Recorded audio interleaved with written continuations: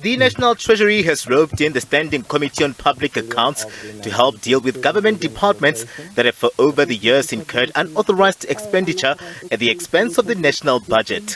We need to deal with it so that, for lack of a better phrase, go back to ground zero and probably start the headache again, because in the absence of controls and enforcement by everybody responsible in the conveyor belt of the PFMA, likely these things will happen. But there has to be a particular parliamentary will to make sure that we place correctly the consequences and outcomes of each unauthorized expenditure. Officials took MPs through some of the departments with alarming overspending and some of the causes.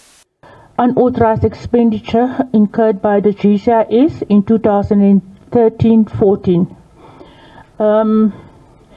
In December, there was the funeral of former President Mandela, but in the end, they could not cover all the activities or all the costs relating to the funeral, and there was an unauthorized expenditure of 3.696 million in the department. I'm going to take you through DBE's unauthorized expenditure incurred in 2014-15. So in 2014-15, just to start, the department spent 19.5 billion of the 19.7 billion allocation, so 99.7%.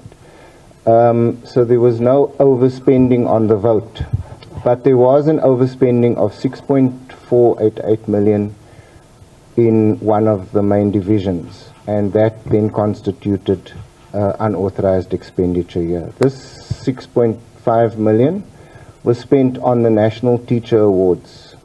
On the Department of Women, Youth and Persons with Disability, this unauthorized expenditure we're talking about resulted in 2011-2012. That was when the department was still the Department of Women, Children and People with Disability.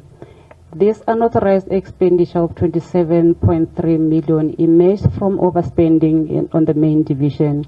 Members of Parliament say this also points to a lack of controls from Treasury's side, looking at how long back some of the unauthorized expenditures have been incurred. Total mess. I mean, I was really disappointed to find that National Treasury seems to be so lax about things it should be very strict about.